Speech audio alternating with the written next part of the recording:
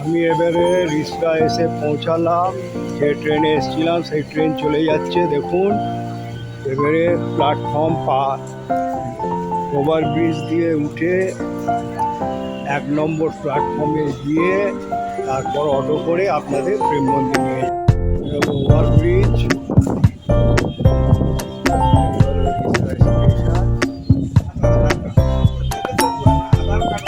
1 নম্বর প্ল্যাটফর্মে গিয়ে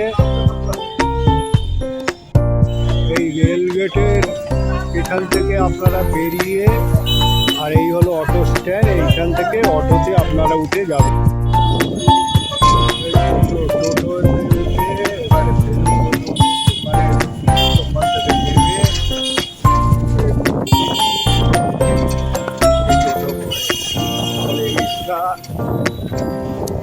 এক নম্বর প্ল্যাটফর্ম থেকে বেরিয়ে আপনারা এই রাস্তা ধরে যেতে হবে। জিটি রোডের ওখানে গিয়ে তারপরে ফেলুমদকের দোকানের পার হয়ে যেতে হবে। তাহলে জিটি রোডে এসে ফেলুমদকের দোকানের কাছে অটো করে নেবে, তারপরে তার বাঁদিক দিয়ে এই প্রেম মন্দিরে যেতে হবে 2 মিনিট হেঁটে। চলুন আজ আপনাদের প্রেম মন্দির হলো। প্রেম মন্দিরের জায়গা দেখুন কত সুন্দর। চলুন আপনাদের আগে প্রেম মন্দিরটা দর্শন করায়।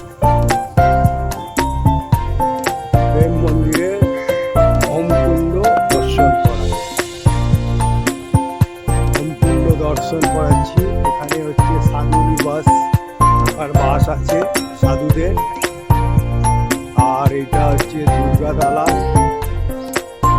এখানে গাড়ি রাখার ব্যবস্থা আছে। এই হলো সাধুবাস। আর এই হলো প্রেম মন্দিরে কত কত সুন্দরভাবে প্রেম মন্দির হোমকুণ্ড তুলে ধরেছে দেখুন। হোমকুণ্ড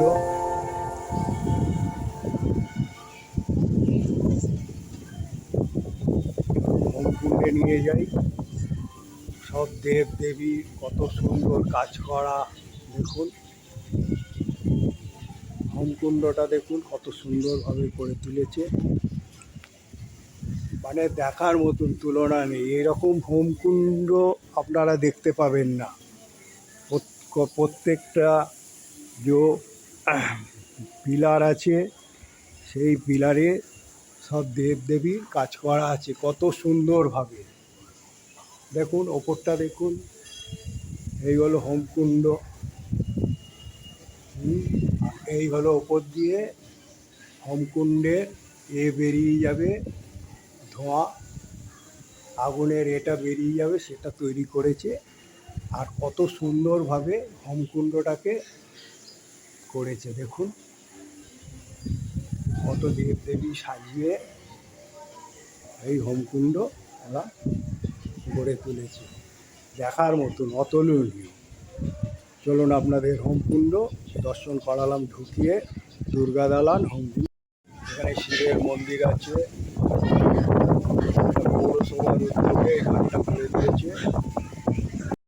এটা প্রেম মন্দির ঘাট দেখুন। ঘাটের গঙ্গার জলের দৌড় দেখুন।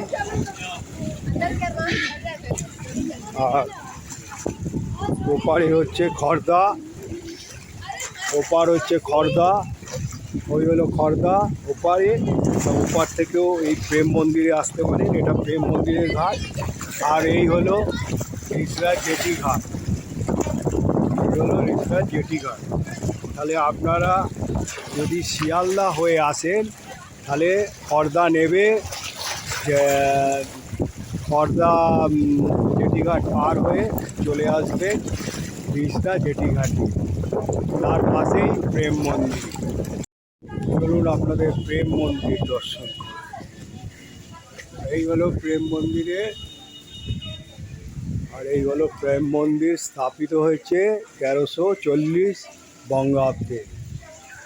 চলুন প্রেম মন্দির। এখানে সৎ দেবানন্দ ব্রহ্মচারী খাবার জলের ব্যবস্থা করেছে, পানীয় জলের। ঢোকার মুখেই চলুন প্রেম মন্দির দর্শন করায়।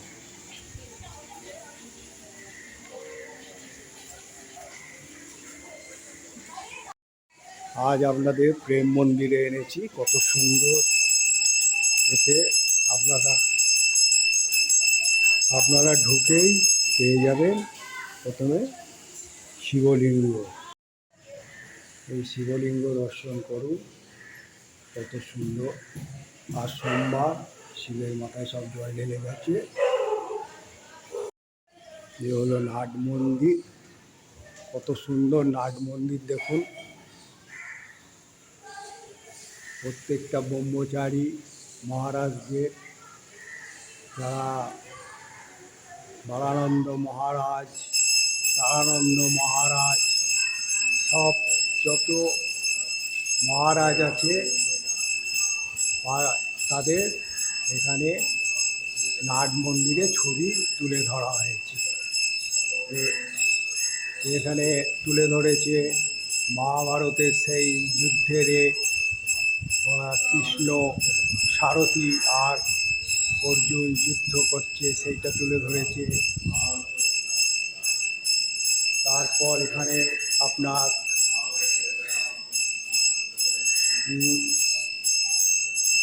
শিবর একটা আছে, কালী পথের ছবি আছে।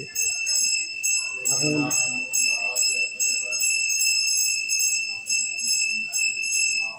গীতা ও প্রেম শঙ্কর, তারপরে কেবলানন্দ ব্রহ্মচারী। আর আপনারা এই মন্দিরে এলে মানে এত সুন্দর নাট মন্দির, মানে বলার মতন না, খুব সুন্দর মন্দির,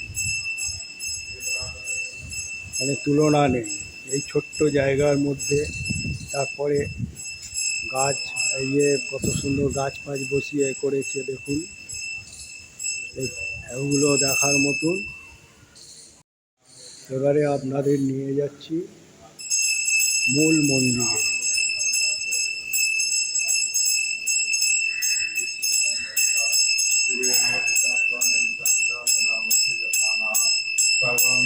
কৃষ্ণ, তারপরে আছে আপনার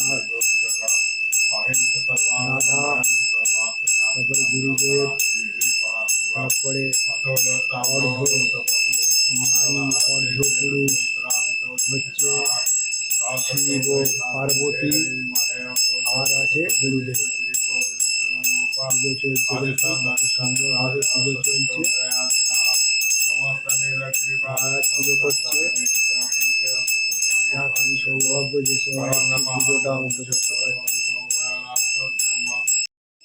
গুরুদেব যে আছে একটা স্থানে, যেখানে অনুষ্ঠান হলে গুরুদেবদের রাখা হয়েছে, তাদের ছবি এখানে আছে দেখুন।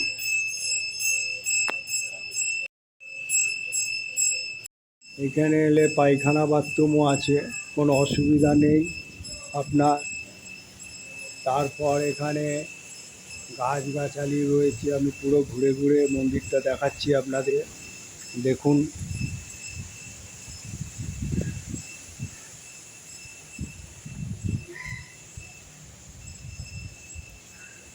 এইটা হচ্ছে মহাসমাধি বালানন্দ সুতং দেবং তা পরপানন্দ দেব কল্যাণকর তিরোধান বাসন্তী ষষ্ঠীতে মারা গেছে, তার সমাধি মন্দির। এটা হলো বালানন্দ সুতং দেবং সমাধি মন্দির, দর্শন করুন।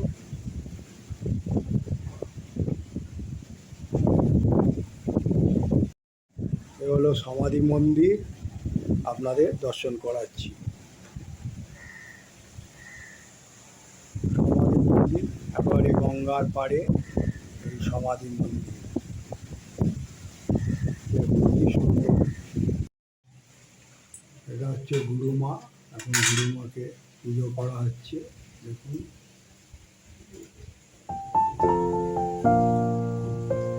ইনি হলেন গুরুমা। অপূর্ব এই প্রেম মন্দির গঙ্গা গঙ্গার ধারে গড়ে উঠেছে কত সুন্দর বালানন্দ মহারাজের সান্নিধ্যে তিনি হচ্ছে তারানন্দ ব্রহ্মচারী ধর্মজীবনে 14 বছর অতিবাহিত করেছেন তার বালানন্দ ব্রহ্মচারীর সান্নিধ্যে। তিনি এই প্রেম মন্দির বাংলা 1340 সালে প্রতিষ্ঠা করেন। তারই উদ্দেশ্যে ধর্মের প্রসার ও মানব সেবার বর্তমান প্রেম মন্দির আশ্রম ও প্রেম মন্দির জনকল্যাণ সমিতির দ্বারাই এই কার্য চলে।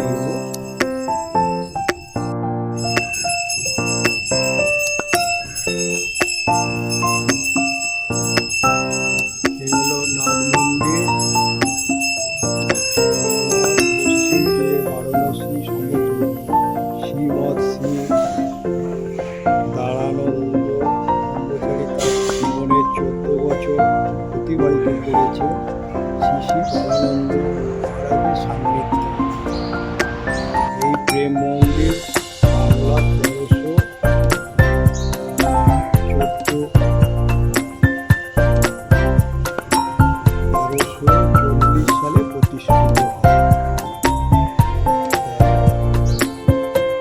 তার উদ্দেশ্যে ছিল ধর্মের প্রসার ও মানব সেবা। বর্তমানে প্রেম মন্দির আশ্রম ও প্রেম ও জনকল্যাণ সমিতি দ্বারা এই কার্য চলে।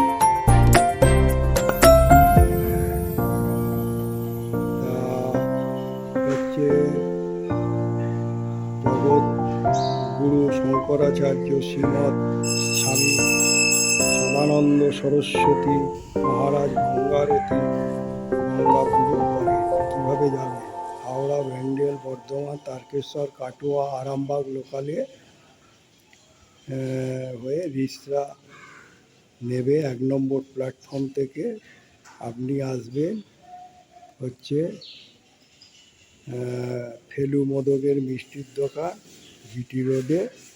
তারপরে এসে ফেলু মোদকের মিষ্টির দোকানে পার হয়ে রিসরা ঘাট স্টপেজে নেবে আপনি এই মন্দিরে চলে আসবেন।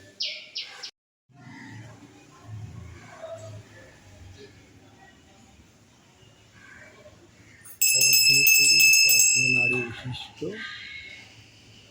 দেবতা আপনারা দর্শন করুন। গুরুদেব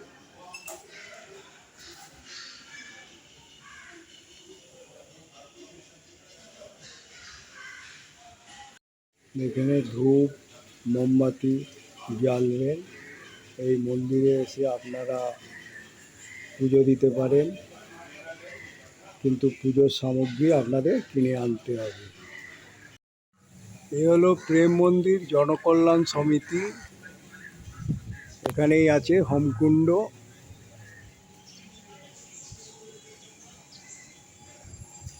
দেখুন হোমকুণ্ডটাকে কত সুন্দরভাবে তৈরি করেছে শঙ্করাচার্য, শঙ্কু, প্রত্যেকটা দেব দেবী দিয়ে। এটা বাইরে থেকে দেখুন কত সুন্দর লাগছে।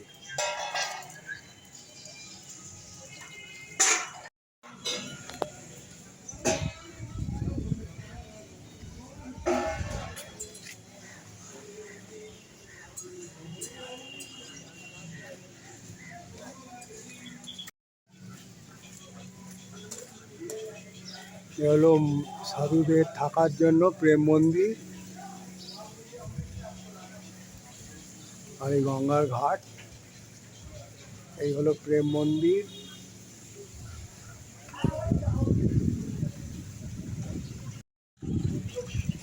গঙ্গার দৃশ্য দেখুন কত সুন্দর, জলে একদম থই থই থই থই করছে। ওপারে হচ্ছে খড়দা। এখানে গঙ্গার ঘাটে প্রেম মন্দির ঘাটে একটা তুলসী মঞ্চ আছে। আর এখানে দেখুন শ্রাদ্ধের কাজ করছে।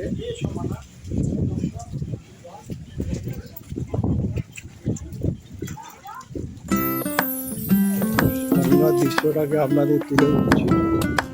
দেখুন কত সুন্দর গঙ্গার ধার, মুক্ত বায়ু মাঝে মাঝে চলে আসবে এরকম জায়গায়।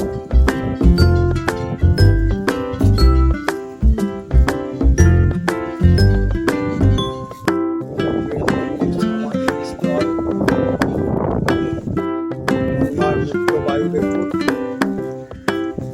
জল থই থই থই থই করছে। পুরো বর্ষা, ভারী বর্ষা এখন।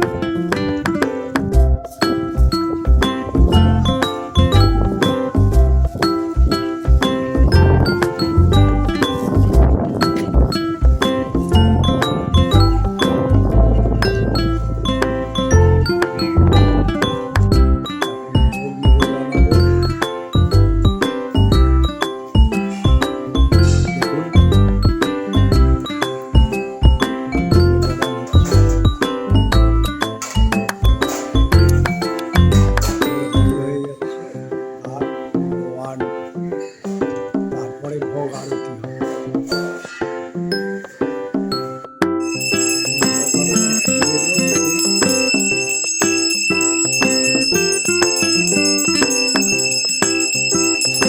এখন ভোগ আরতি শুরু হয়েছে, দেখুন কি সুন্দর ভোগ আরতি।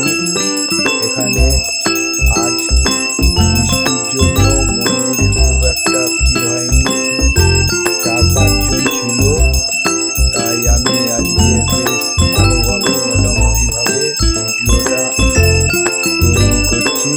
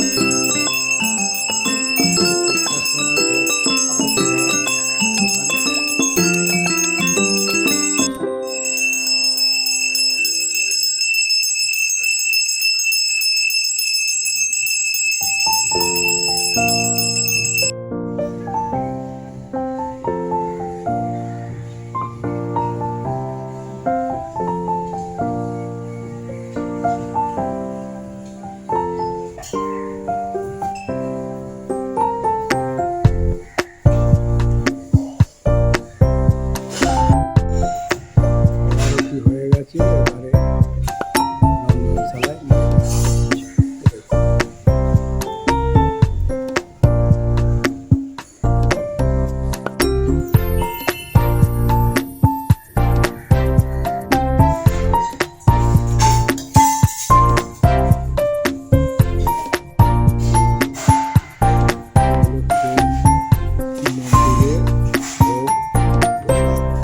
আজকে প্রসাদে ছিল ভাত, ডাল, আলু ভাতে 2 রকমের তরকারি, আর ছিল চাটনি আর পায়েস।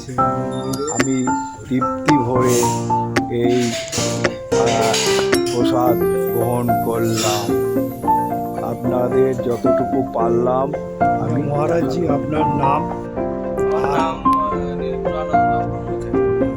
আপনি এই প্রেম মন্দিরে কতদিন আছেন এবং এই মন্দিরে আপনাদের যে আধ্যাত্মিক এবং আপনাদের জনকল্যাণমূলক কাজ আর এই মন্দির কটায় খোলে ভোগের ব্যবস্থা, এইগুলো আমি ইউটিউবের মাধ্যমে আমার জনসাধারণ যতটুকু জানতে পারে প্রেম মন্দির আর এত সুন্দর পশ্চিম তীরে অবস্থিত গঙ্গা, মানে পরিবেশ ভালো যাতে এই মন্দিরে লোকে আসে সেই সব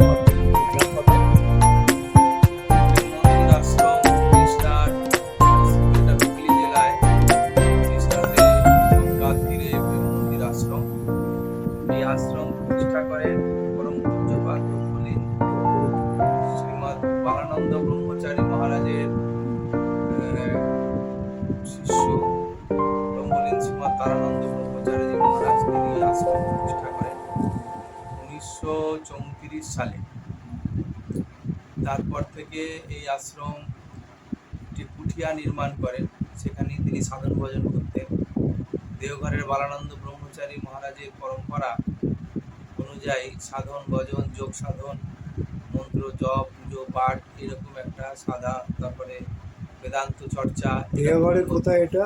দেওঘরে আমাদের করণীবাদ বলে জায়গা আছে, করণীবাদ। করণীবাদ, সেই করণীবাদে আমাদের মূল আশ্রম, দেওঘরের আশ্রম। এছাড়া দেওঘরে যে তপবন পাহাড় আমরা যাব, তপবন পাহাড়ে সেই তপবন পাহাড়টাও আমাদের আশ্রমেরই আন্ডারে আছে। মানে ওটাই, ওখানেই বারানন্দ মহারাজ আগে থাকতেন, তারপরে উনি আমাদের এই দেওঘরের আশ্রম তৈরি করলেন। তপবন পাহাড়ে মানে সেই গুহার ভেতর দিয়ে অনেক গুহাতেই উনি থাকতেন, ওখানেই ওনার সাধন ভজন করতেন। তো সেইখানেই তারানন্দ মহারাজ গিয়েছিলেন যুবক বয়সে। তিনি শ্রীরামপুরের বাসিন্দা ছিলেন। যুবক বয়সে তিনি সেখানে যান এবং তার থেকে দীক্ষিত হন এবং গুরুদেবের কাছে প্রায় 14 বছর উনি একভাবে অবস্থান করেন। সেখান থেকে তিনি তার মাতৃদেবীর সেবা করবার জন্য গুরুদেবের আদেশ নিয়ে তিনি রিসরাতে একটি কুঠিয়া নির্মাণ করলেন। সেখানে তার মাতৃদেবীকে নিয়ে তিনি থাকতেন। নাম দিলেন প্রেম মন্দির। একে তৎকালীন এই অঞ্চলে যেহেতু সাধু মহারাজ থাকতেন, সেজন্য সাধুর বাড়ি বলে এই জায়গাটা স্থানীয় অঞ্চলে পরিচিত ছিল। পরবর্তীকালে তিনি রিসরার অধিষ্ঠাত্রী দেবী সিদ্ধেশ্বরী কালী মন্দিরে দৈনিক পূজা পাঠ করতে যেতেন এবং সেইখানেই তিনি সিদ্ধেশ্বরী কালী মন্দিরও তো 400-500 বছরের পুরনো, 600 বছরের 600 বছরেরও বেশি। 811 বঙ্গাব্দে সিদ্ধেশ্বরী কালী মন্দির প্রতিষ্ঠিত হয়। জটাধর পাগরাসি সব মানে ধ্যানস্থ মূর্তি উনি দেখতে, পাগরাসিদের বংশধর ওই মন্দিরের পাশে থাকে, আমি দেখেছি। তো সেই হিসাবে তারই স্বপ্নাদেশে তিনি এখানে অর্ধনারীশ্বর বিগ্রহ মূল মন্দিরে যেটি আপনারা দেখেছেন সেটি প্রতিষ্ঠা করেছেন। মানে একটা শিব একটা পার্বতী, একই দেহে মাতা পিতার মূর্তি, অর্থাৎ মাতা পিতা সংযুক্ত মূর্তি শিব পার্বতীর স্বরূপ অর্ধনারীশ্বর বিগ্রহ তিনি প্রতিষ্ঠা করেন। এই মূর্তি সচরাচর কোথাও দেখতে পাওয়া যাবে না। সচরাচর বাংলাতেই মূর্তির কোনো জায়গায় কোনো নেই। এই রূপটা কিভাবে উনি ফুটিয়ে তুললো? এটা আমাদের স্বপ্নাবেশ। হ্যাঁ, এমনিতে শাস্ত্রেতে এই অর্ধনারীশ্বর সৃষ্টির আদি মূর্তি বলা হয়। অর্থাৎ যখন শিব থেকে শক্তি আলাদা হচ্ছেন সৃষ্টি করবার জন্য, তখন যখন অর্ধেকটা সৃষ্টি বেরিয়েছে আর অর্ধেকটা পুরুষ রয়েছে, পুরুষ আর প্রকৃতি অর্থাৎ শিব পার্বতী, তাদের এই সংযুক্ত মূর্তি হচ্ছে অর্ধনারীশ্বর মূর্তি। অর্ধনারীশ্বর মূর্তি, সেই মূর্তি উনি প্রতিষ্ঠা করলেন এবং তার পরবর্তীকালে একজনদের বাড়ি থেকে রাধাকৃষ্ণ বিগ্রহ তারা আশ্রমে দান করেছিলেন, দিয়ে গিয়েছিলেন। তার সেবা পুজো হতে লাগলো এবং এই করে আশ্রমের পরিধি ধীরে ধীরে কলেবর বৃদ্ধি হতে লাগলো। আর 1981 সালে পরম পূজ্যপাদ তারানন্দ ব্রহ্মচারী মহারাজের দেহান্ত হয়, তিনি ব্রহ্মলীন হন এবং তারপরেও 1 বছর পরে ওই মূল মন্দিরে ওনারও বিগ্রহ আমাদের স্থাপন করা হয়। সমাধি মন্দির আছে একটা। হ্যাঁ, ওনার সমাধি মন্দিরটা রয়েছে ওখানে আমাদের আশ্রমের গঙ্গার তীরে। আগে ওটা গঙ্গার গাবায় ছিল, পরবর্তীকালে সেন্ট্রাল গভর্নমেন্টের যে গঙ্গা অ্যাকশন প্ল্যানের কাজ হয়ে বাউন্ডারি ওয়াল হয়েছে গঙ্গার তীরে, তা সেই তখন এই আমরা ওই মন্দিরটা নতুনভাবে ওখানে নির্মাণ করেছি, সমাধি মন্দিরটা।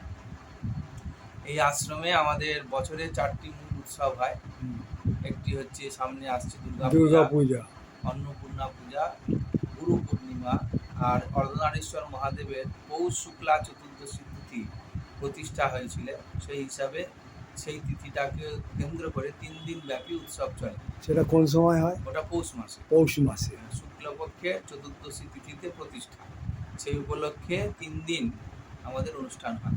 বহু দূর দূরান্ত থেকে, তখন দূর দূরান্ত থেকে ভক্ত শিষ্য সাধারণ মানুষ আসেন, ধর্মসভা হয়, অনেক সাধু মহারাজরা আসেন।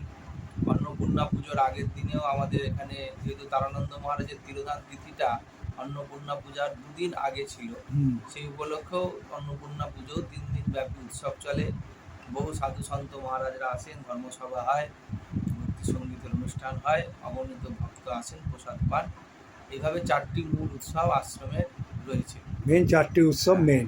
আর বাকি এমনিতে যেরকম রাস পূর্ণিমা, কোজাগরী পূর্ণিমা, দোল পূর্ণিমা, জন্মাষ্টমী, শিবরাত্রি, মাঘী পূর্ণিমা তো এমনি তো আপনাদের করতে হয়, ওই যেহেতু কৃষ্ণ।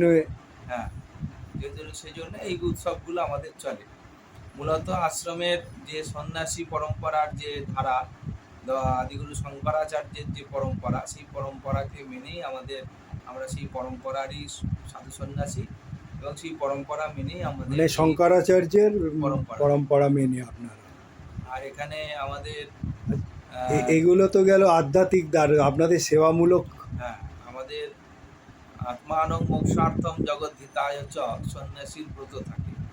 তো এই দেবতার বিগ্রহের ভোর থেকে আমাদের মন্দিরের প্রায় 4:30 থেকে মন্দির খোলা হয়ে যায়, এবং সেইখান থেকে আমাদের পুজো পাঠ সব মিটতে মিটতে প্রায় সকাল 12টা বেজে যায়। মানে নানা রকমের দৈনিক হোম হয়, দৈনিক বেদ পাঠ, দৈনিক নিজস্ব জপ ধ্যান সাধন ভজন, এবং মন্দিরে বিগ্রহের দৈনিক পূজা পাঠ সাধু সন্তরাই আমরা করি।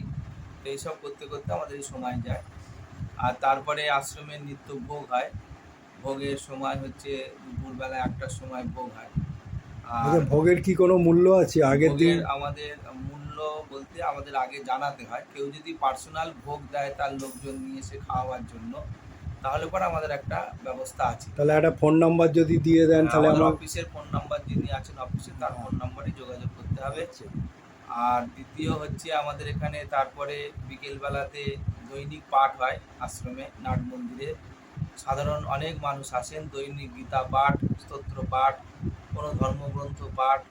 রবিবার দিনকে মানে ভক্তিমূলক সঙ্গীতের অনুষ্ঠান হয় দৈনিক, প্রত্যেক বৃহস্পতিবার হরিনাম সংকীর্তন। আর প্রত্যেক রবিবার আর সামাজিক রামনাম। অনুষ্ঠান কি হয়, যেমন বিয়ে, তারপরে উপনয়ন, এগুলো? আমাকে বলতে দিতে হবে, আমি তো বলছি। আচ্ছা।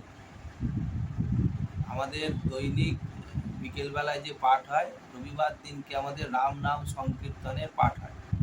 রাম নাম সংকীর্তন এটা বেলুন মঠে পাঠ হয় প্রত্যেক একাদশীতে। আমাদের প্রত্যেক রবিবার এই রাম নাম সংকীর্তন এখানে পাঠ হয়। প্রচুর মানুষ আসেন এখানে অংশগ্রহণ করতে। এছাড়াও প্রত্যেক বুধবার দিন আশ্রমে বিধিবৎ বাল্মীকি রামায়ণ পাঠ চলছে এখন। বাল্মীকি।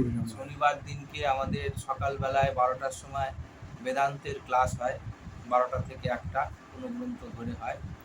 এছাড়া আমাদের আশ্রমে একটি লাইব্রেরি আছে, যে লাইব্রেরিটার নাম হচ্ছে পূর্ণানন্দ গ্রন্থাগার। ওটা কোথায় আছে? সেখানে আমাদের এই বাড়িতেই আছে। পূর্ণানন্দ গ্রন্থাগারে প্রায় 3000 বইয়ের স্টক আছে, এবং সেইখানে আমাদের মূলত ধর্মীয় বইয়ের আমাদের এখানে মানে স্টক। বেদ, উপনিষদ, পুরাণ, মহাভারত, কমপ্লিট ওয়ার্ক সব কিছু আমাদের এখানে, বিভিন্ন মহাপুরুষের জীবনী, এবং সেখানে আমাদের সংস্কৃত যাকে বলে ডিকশনারি, আর এরকম ধরনের আমাদের সনাতন ধর্মের অনেক গ্রন্থ আমাদের এই লাইব্রেরিতে রয়েছে। বহু মানুষ লাইব্রেরিতে আসেন, অনেক রেফারেন্সের জন্য আসেন। কিছু হাতে লেখা পুঁথিও আমাদের আশ্রমে রয়েছে, বিশেষ করে হাতে লেখা বড় সাইজের মহাভারত লেখা, চণ্ডী বই, এসব আমাদের সংগ্রহের মধ্যে রয়েছে। লাইব্রেরিতে অনুষ্ঠানটা আমাদের হয় বছরে, যেমন রবীন্দ্র জয়ন্তী পালন, অরবিন্দ জয়ন্তী পালন, এগুলোর মাধ্যমে আমাদের লাইব্রেরির অনুষ্ঠান হয়। এছাড়াও আমরা যেটা খুবই গুরুত্বপূর্ণ বর্তমানে, সেটা হচ্ছে যে আমাদের ভারতীয় জ্ঞান বিজ্ঞানের যে চর্চা, অর্থাৎ যে ইন্ডিয়ান ইকোসিস্টেম, এই ইকোসিস্টেমের ওপরও আমাদের মাঝে মাঝে এখানে আলোচনা চক্র চলে। কখনো বৈদিক গণিত, কখনো ভারতবর্ষের প্রাচীন বিজ্ঞান, স্থাপত্যকলা, এগুলো নিয়ে আমাদের লাইব্রেরির মাধ্যমেই চর্চাগুলো হয়। এছাড়াও প্রেম মন্দির আশ্রমের তরফ থেকে একটা ত্রৈমাসিক পত্রিকা বেরোয়, তার নাম হচ্ছে প্রেম প্রবাহ পত্রিকা। এটা বছরে 4টি বেরোয় ত্রৈমাসিক পত্রিকা, যেটা আজীবন গ্রাহক হওয়া যায় বা 12 বছরের জন্য। আর বাৎসরিক গ্রাহক হওয়া যায়, সেটা আমাদের অফিসে যোগাযোগ করলে ডিটেলসটা বলে দেওয়া যাবে। আর এছাড়াও আমাদের যে ব্রত, অর্থাৎ আত্মানং মোক্ষার্থম আর জগৎ হিতায় চ, জগৎ কল্যাণের জন্য আমাদের প্রেম মন্দির জনকল্যাণ সমিতি নামে একটি পৃথক পৃথক ট্রাস্ট আমাদের গঠন করা হয়েছে। সেই ট্রাস্টটি 1985 সালে তৈরি হয়, এবং তার মাধ্যমে আমরা এই যে বিল্ডিংটা আমরা আছি, এটা এখানে আশ্রমের সাধু সন্তদের থাকার জায়গা, এখানে একটা কমিউনিটি হল এবং দাতব্য চিকিৎসালয়, সংস্কৃত টোল, এবং দূর দূরান্ত থেকে ভক্ত শিষ্যরা আমাদের থাকবার জন্য সামান্য 4টি ঘর, এ সমস্ত নিয়ে আমাদের এই বিল্ডিংটি নির্মাণ করা হয়েছে। আর আশ্রমের থেকেও আমাদের এই প্রেম মন্দির আশ্রমের গ্রামীণ শাখাতেই জনকল্যাণ সমিতি বড়া গ্রামেতে, হুগলি জেলাতে সিঙ্গুরের কাছাকাছি বড়া গ্রাম, সেখানে আমাদের একটি দেবানন্দ, আমাদের গুরু মহারাজের নামে শ্রীমৎ শ্রী দেবানন্দ বিদ্যাপীঠ নাম দিয়ে একটি প্রাইমারি স্কুল সেখানে খোলা হয়েছে। সেখানে এবং অবৈতনিক বিদ্যালয়, শিল্পালয় এবং গো সেবা, সেগুলো সব সেখানে আর আমাদের চলছে। এছাড়াও রিসরা বাঙুর পার্ক অঞ্চলে একটি শিব মন্দির নির্মাণ করে মাতৃ আশ্রম নির্মাণ করা হয়েছে, যেখানে আগামী দিনে আমরা সব ব্যবস্থা করছি যে আমাদের মায়েদের থাকার ব্যবস্থার জন্য ওটি করার ব্যবস্থা চলছে। এটি গেল আমাদের দেওঘরের বালানন্দ ব্রহ্মচারী মহারাজের পরম্পরায় এই আশ্রম আমাদের প্রেম মন্দির আন্ডারে 3টি চলছে। এছাড়া আমাদের আশ্রমের অ্যাম্বুলেন্স রয়েছে, অ্যাম্বুলেন্সটি 24 ঘন্টায় আমাদের সার্ভিস দেয় এইসব স্থানীয় অঞ্চলে। আমাদের আশ্রমে বিভিন্ন সময়তে চোখের ক্যাম্প, ডাক্তারদের মেডিকেল ক্যাম্প, এগুলো আমাদের আশ্রমে হয়। উৎসব অনুষ্ঠান উপলক্ষে এগুলো হয়ে থাকে। Awareness camp, cancer awareness camp বা ইত্যাদি নানা রকম আমাদের আশ্রমে বিভিন্নভাবে হয়ে থাকে। পুজোর সময় আমাদের প্রায় 600-700 স্থানীয় অঞ্চলের মানুষদের বা দুস্থ অঞ্চলে আমাদের বস্ত্র বিতরণ অনুষ্ঠান হয়। কিছু কিছু অনুষ্ঠান আমাদের খুব ইন্টেরিয়ার গ্রামাঞ্চলে গিয়ে আমরা করি, যেমন শীতকালে কম্বল বিতরণ, মশারি বিতরণ, অনেক সময় পুরনো জামা কাপড়ও ভালো কন্ডিশন থাকলে পরে সেগুলো আমরা সেখানে বিলোনো এ করে আমরা পুরুলিয়া এই অঞ্চলে, তাছাড়াও বাঁকুড়াতে শুশুনিয়া পাহাড়ের ওই অঞ্চলেও আমরা এগুলোতে আমরা করে মানে থাকি। আদিবাসী অঞ্চল যেগুলো। আদিবাসী অঞ্চলে আমরা এই সেবা কাজ করি এবং সেখানে দীর্ঘদিন ধরে আমরা করে চলেছি সেসব সেবা কাজ আমাদের সীমিত পরিসরের মধ্যে আমরা করি। তাছাড়াও জনকল্যাণ সমিতির মাধ্যমে ডিজাস্টার যখন আসে, ভগবান করুক আর না আসে, কিন্তু যখন আসে তখন আমাদের প্রেম মন্দির জনকল্যাণ সমিতি ঝাঁপিয়ে পড়ে। এই যে আমাদের আয়লা গেল, আমফান গেল, এই সমস্ত সুন্দরবন অঞ্চলে তো আমরা দীর্ঘদিন ধরে মানে প্রায় 6-8 মাস ধরে এগুলো ভারত সেবাশ্রম করে, এগুলো আপনারাও হ্যাঁ, করেন। সেখানে দৈনিকভাবে খাওয়ার ব্যবস্থা করা, সেখানে আর কাপড় চোপড় ইত্যাদি প্রয়োজনীয় জিনিস, ওষুধপত্র, ওখানে আমরা মেডিকেল ক্যাম্প চালিয়েছিলাম প্রায় 5 মাস ধরে। সেখানে আপনার গ্রামে গ্রামে যেগুলো একদম জলার জায়গাগুলো, জল নাবিনি সেসব জায়গাগুলোতে আমরা খাবারের ব্যবস্থা করেছিলাম এবং সেখানে প্রয়োজনীয় দ্রব্যাদি পৌঁছানোর ব্যবস্থা করেছিলাম। এগুলো আমরা ডিজাস্টারের সময়তেও জনকল্যাণ সমিতি উদ্যোগ নিয়ে করে। করোনার সময়তে আমাদের এই স্থানীয় অঞ্চলে যখন প্রথম লকডাউন 14 দিনের হলো, তখন আমরা 14 দিন আশ্রমে খাবার তৈরি করে 700 পরিবারে আমরা এই খাবার দৈনিক পৌঁছে দিতাম। এখানে আমাদের মানে করোনার সময় আপনারা খাবার দাবার পৌঁছে দিতেন, আরো অনেক কিছু ওষুধ তো ছিলই, ছিল, কিন্তু যেটা মানে এগুলো ওয়েলফেয়ারের দিক দিয়ে আপনারা অনেক কিছু করতেন। আর এখানে আমাদের এইসব বস্তি অঞ্চল আছে গঙ্গার তীরে, হ্যাঁ হ্যাঁ, সেই বস্তি অঞ্চলে ঘন বস্তি, সেখানকার মানুষদের যাতে করোনার অ্যাওয়ারনেস করা, সেখানে তাদের দিনে রাতে কারুর কিছু হয়ে গেলে প্রচার মাধ্যম আপনাদের। অ্যাম্বুলেন্সের মাধ্যমে তাদেরকে হসপিটালের ব্যবস্থা করা, তাদের অক্সিজেন ব্যবস্থা করা এবং তাদের স্যানিটাইজারের ব্যবস্থা করা, এগুলো আমরা তখন করেছি। পুরো করোনা পিরিয়ডে জনকল্যাণ সমিতি এই কাজগুলো করেছে এবং আমাদের যে অবৈতনিক বিদ্যালয়ের প্রায় 80-85 জন ছাত্রছাত্রীর পরিবারের যাদের অবস্থা একদম অবৈতনিক বিদ্যালয় মানে বুঝতেই পারছেন যে দুস্থ পরিবার, সেই দুস্থ পরিবারে আমরা প্রত্যেক সপ্তাহে সম্পূর্ণ রেশন দেওয়ার ব্যবস্থা করেছিলাম।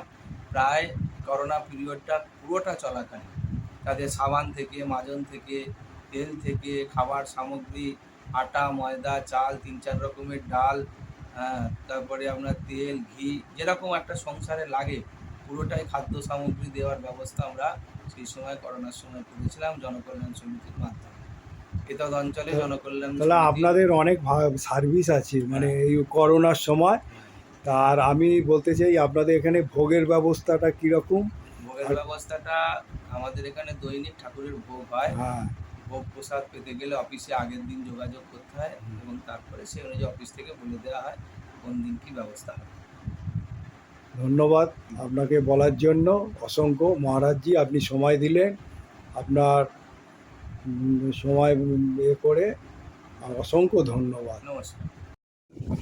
তা বন্ধু, আমি তৃপ্তি ভরে ভোগ খেয়ে এই প্রেম মন্দির গঙ্গার ঘাটে আপনাদের সকলকে শুভ শারদীয়া আগাম জানাচ্ছি এবং আপনারা ভালো থাকুন, সুস্থ থাকুন। এবং আপনাদের উদ্দেশ্যে একটা বলবো যে প্রেম মন্দির সব কিছুই আমি নিলাম ও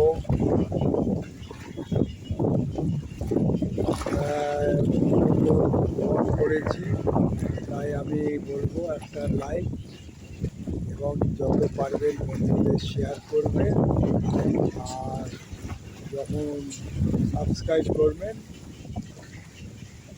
অল বোতামটা করে দেবেন, এই আমার অনুরোধ। জয় ভোলেনাথ, জয় পার্বতী, জয় রাধাকৃষ্ণ বলে আমি প্রেম থেকে এবারে আজ ব্লগটা শেষ করে বাড়ির উদ্দেশ্যে।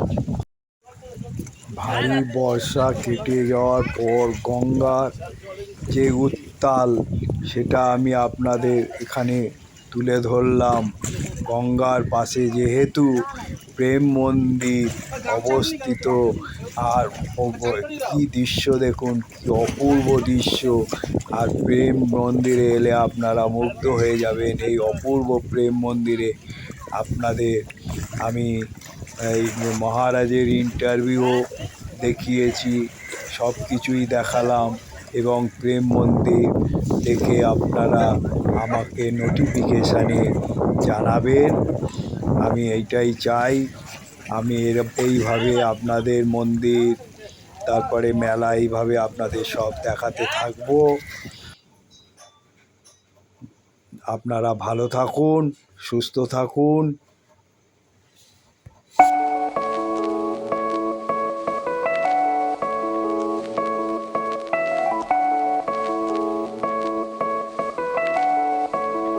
One, two, three.